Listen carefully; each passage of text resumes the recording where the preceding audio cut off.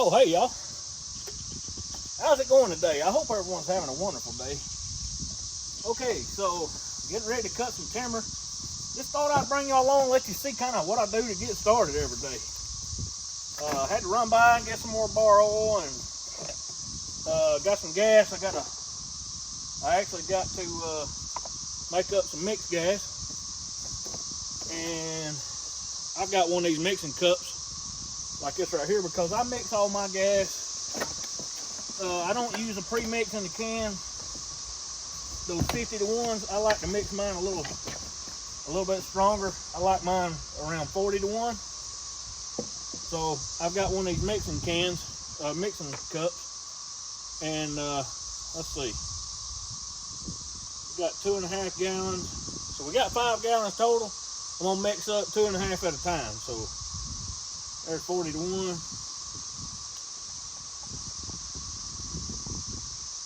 All right, there's one round of oil.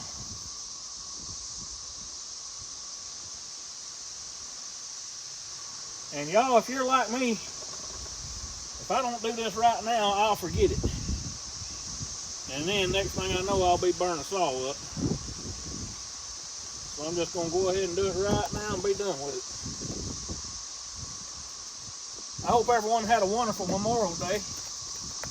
We did. The weather still wasn't exactly pretty. We've still been getting a lot of rain, but all in all, we had a good holiday. Good to remember the ones that started our great country, that's for sure.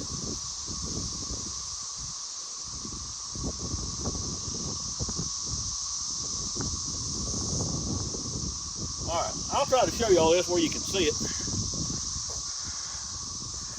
I don't know, see right up here how it says 2.5 gallons?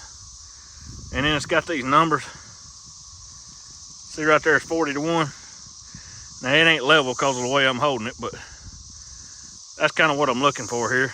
And that's my 2-stroke mix that goes in my gas. That's what gives my saws lubrication. And like I said, most of you mixes like this right here, this is for 5 gallons. It makes a whole 5-gallon jug at a time, but it's a 50 to 1 mix. That's 50 parts gas to 1 part oil. And I like mine to have just a little bit more oil in it. So that's why I mix it with this cup. And then you'll have 40 parts gas to 1 part oil. It just makes it a little bit stronger on the oil side. All right, now that I got that done, I'm gonna fill my gas jugs up, finish putting stuff on the skid steer, and we'll get down in the woods. Now y'all, one thing I do like to do, these are my gas jugs, gas and oil, bar oil and 2-stroke mix gas. I use these old jugs. This is a new jug, as y'all can see. And these are my old ones, so I recycle them and use them to put chainsaw gas and oil in. And that's what I'm gonna do right now. And then I want to show y'all my fuel jugs for the skid steer too. It's just these old hydraulic oil buckets. It's not going to hurt the engine at all. And the skid steer, if anything, it might help it a little. But what I like to do with that, I like to reuse stuff when I can. Okay? And get the most use out of it. We want to try to get the most use out of it that we can. So anyway, I'll catch up with y'all here in just a minute. But we need to do a little bit of, just a little tuning up here on the skid loader. Let me put y'all back right here where you can see. I think you'll be able to see right there, maybe. So, first order of business. Gotta check the oil. Oil's good.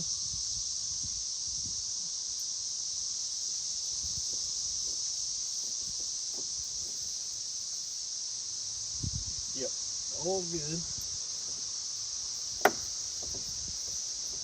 And then right here is where we're gonna fill the diesel fuel at, right there. So let me get what we need for that and I'll be right back. All right, maybe that'll work out better. This is just a homemade rig that I made. It's just a funnel with a piece of rubber hose on it. And it'll go down in here like this. And then you can, because otherwise you couldn't hardly pour it. It'd make a mess. And again, these old hydraulic buckets, I mean, I've got a bunch of them here and there, so they work out good. Now, y'all, if you ain't never poured oil or diesel out of one of these buckets, if you'll put that spout on top and pour out of it first, it'll pour better. And let me put y'all right around here, and y'all can see what I'm talking about. You'll see how it pours.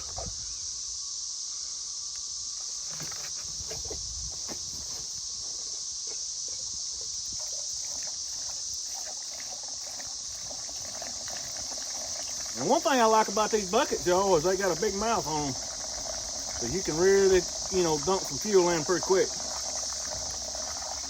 But putting that spout on top, it gives you an air pocket in the bucket to pour it and really makes it go faster. Now, we'll put it on the side. And as it gets more empty, you just keep rolling it around to the bottom. I hope y'all can see it.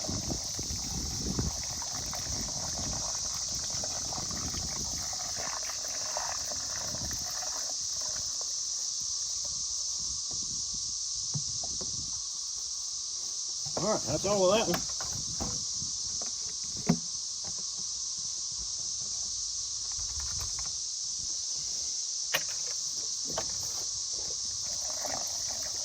See how much better that pours?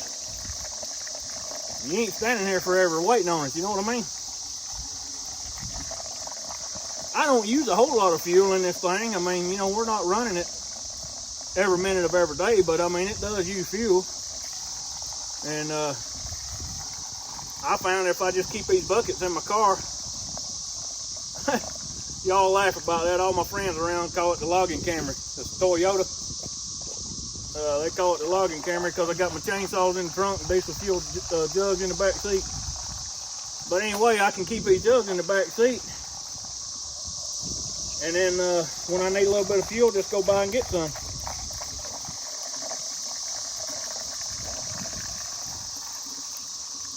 But without this funnel, I couldn't do this because it'd make a mess.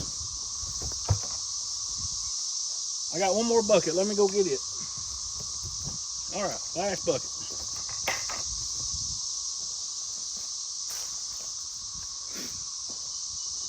Make sure I had y'all on there.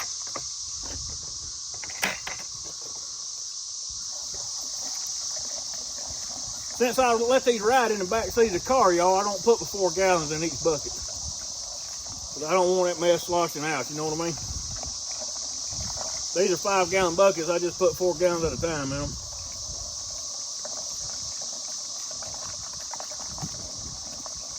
See how much easier it pours when you do it that way? I bet y'all never thought you'd be standing here and watching a YouTube video on somebody put diesel fuel in something, would you?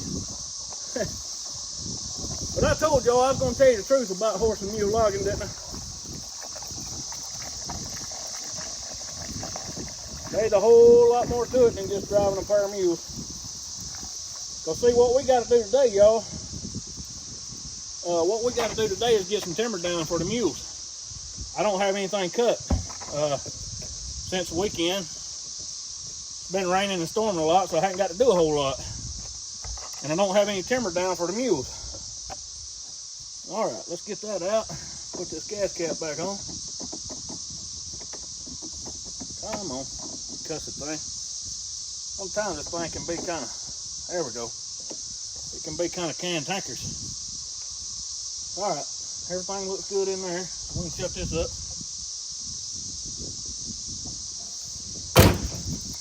Oh, there we go. Now,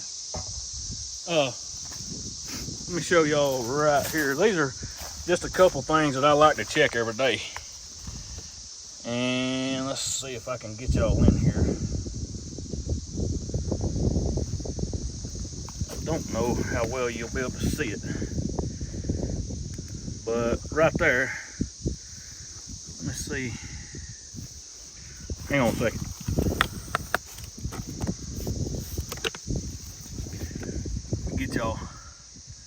get you in here where you can see. See right there?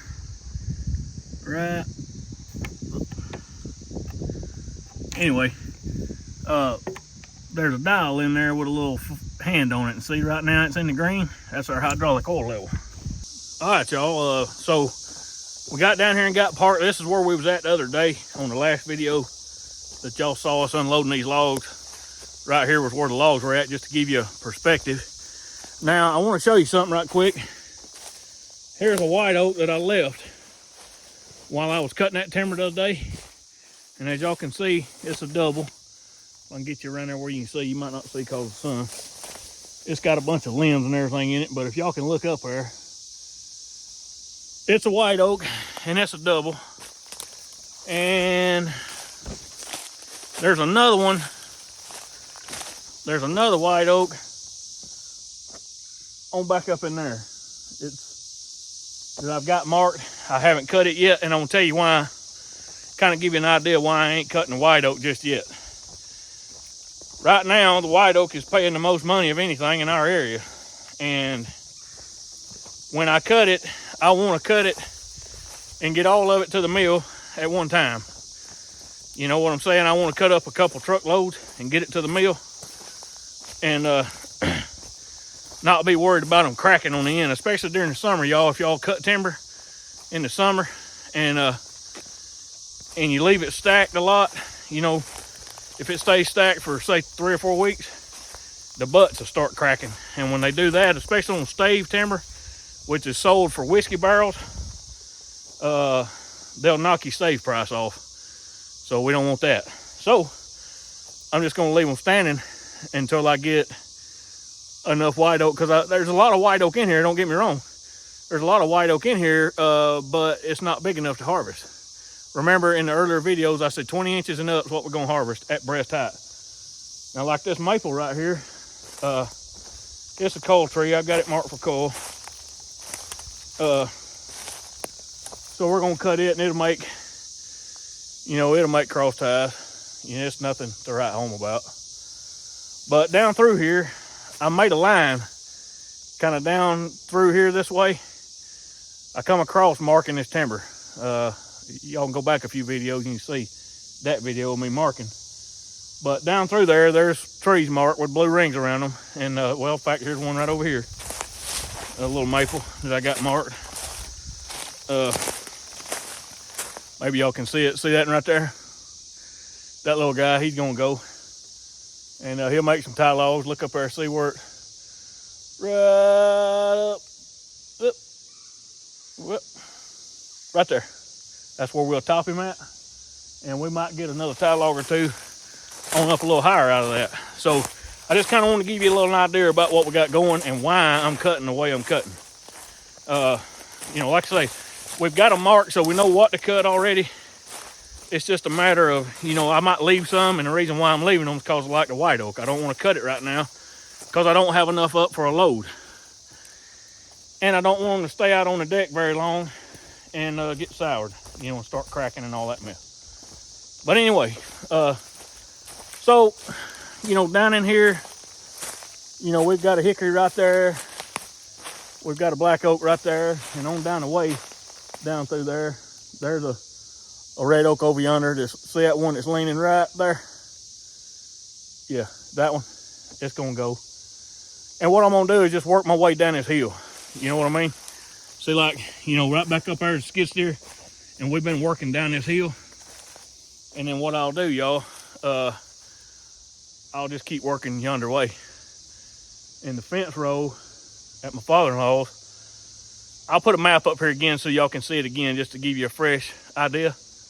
But the fence row of my father-in-law's property is right straight through there. I'm gonna guess and say 50 yards maybe. It's not that wide, so we're about right in the middle right now. We're almost right in the middle of the timber. So anyway, let me get swapped up, get my gas put in my saws, and chains tightened up and all that good mess.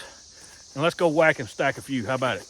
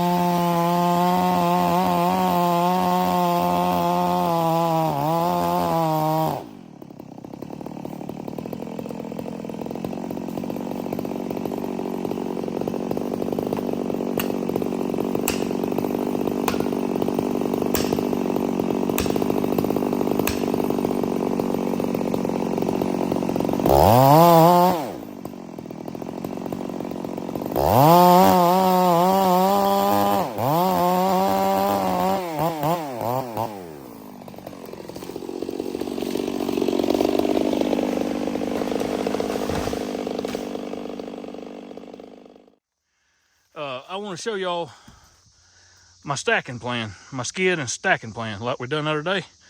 We got 1, 2, 3, and we're gonna have a couple trees right down in there, ain't even 15 yards from me.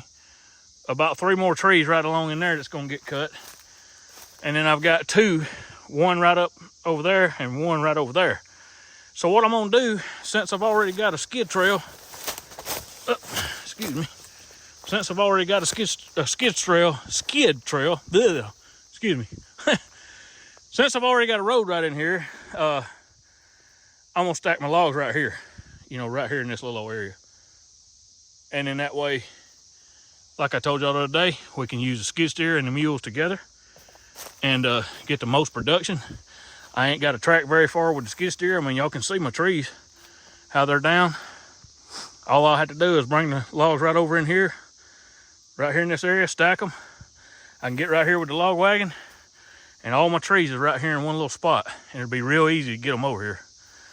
So my plan for the rest of the day is going to be to, I believe I got 6 trees cut right now. I need to cut about 4 more, and then I got to get them bucked up before dark.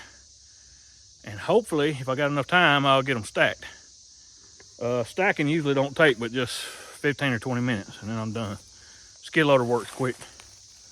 And then after that, I'll come in with the mules, load them on the wagon, haul them out, just like I showed y'all the other day. So anyway, I'll check back with you here in a minute.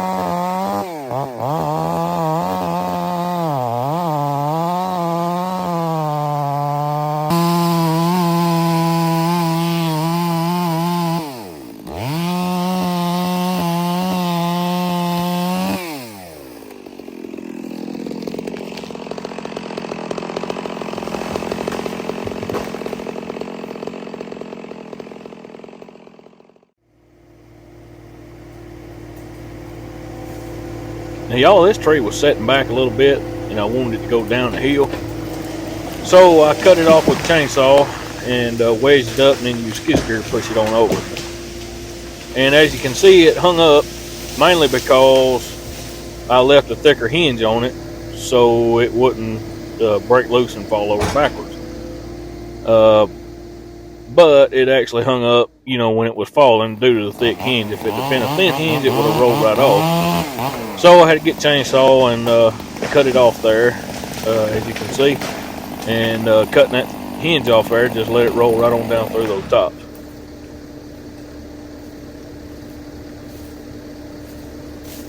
Hey, y'all, I just want to tell you, it's dangerous out here. You gotta keep your head on a swivel all the time. Be ready. Get out the way. So, anyway, it's time for me to start bucking these logs. So what I'm gonna do is I'm gonna go ahead and buck them. I might take y'all along while I'm stacking, and then I'll meet y'all out at the deck here in a little bit.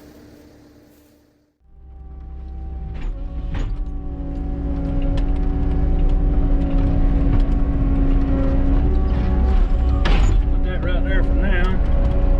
Until I get me another one here.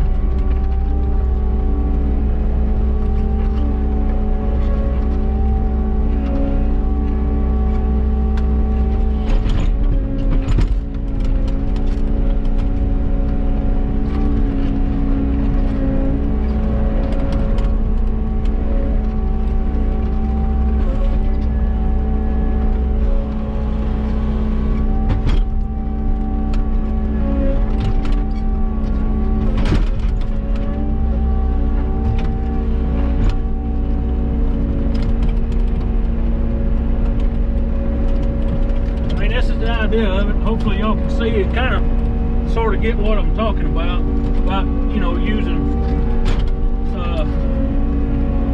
using the machine for its strong points, using the mules for their strong points, and how everything kind of comes together.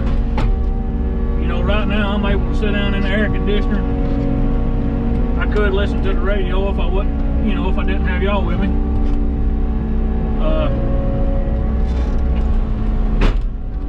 I could listen to the radio if I wanted to, and it's nice to be able to relax, especially after I just got through cutting timber. That's mighty nice.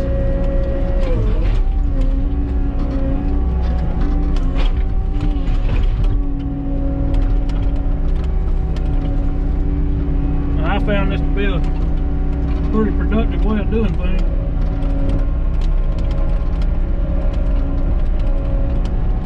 But you can't do it all the time. It works sometimes, and sometimes it don't. If it's real tight, you'll tear up more with the machine than you will with the mule. So that's whenever you can't, you can't use a machine. You just got to get in there and ground skid, or use log cart or whatever.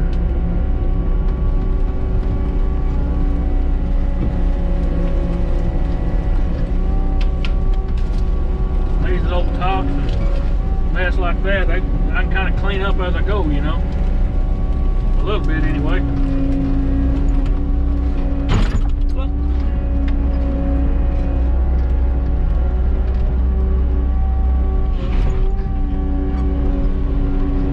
Some of these logs are pretty good size.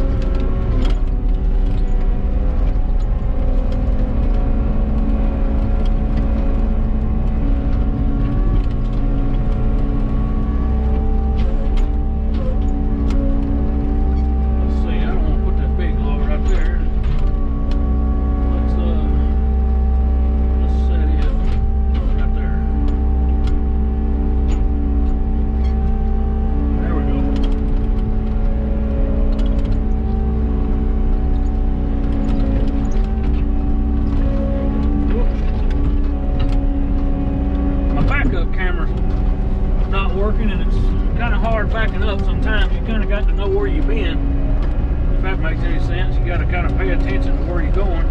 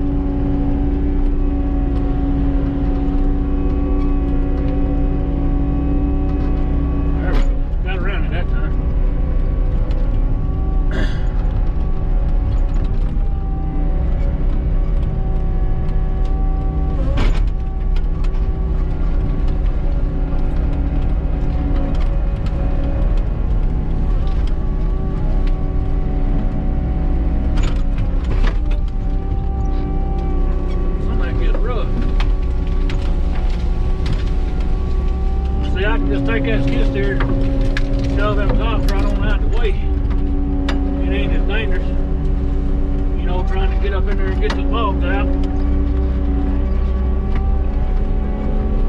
The way I got it figured, if I can use this thing and not hurt anything, I'm paying for it, so I might as well use it. And if it can speed up production, then that's what we bought it for. Speed up production.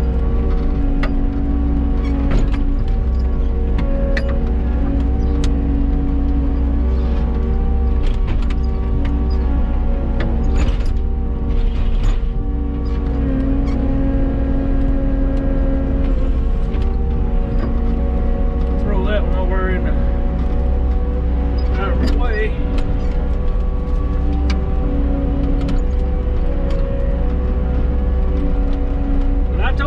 Tell you the truth about horse and mule logging in today's society, in 2024 anyway.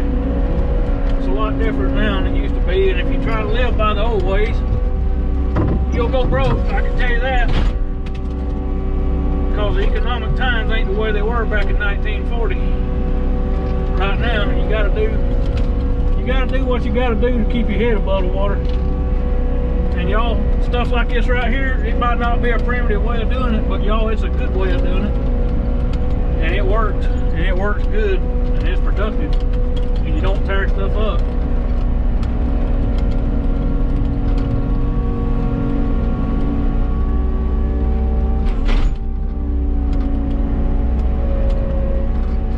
See, I'm probably halfway done already. All right, y'all, it's getting dark. Like literally, it's getting dark. I got the lights on the skid steer, and the skid steer's sitting right there. So,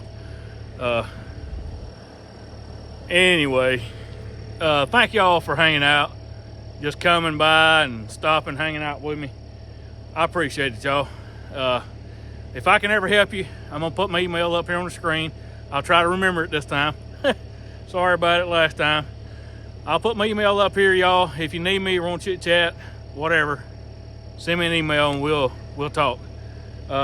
Thank you for watching. Thank you for all the new subscribers, comments, all that good stuff. Look, I appreciate it.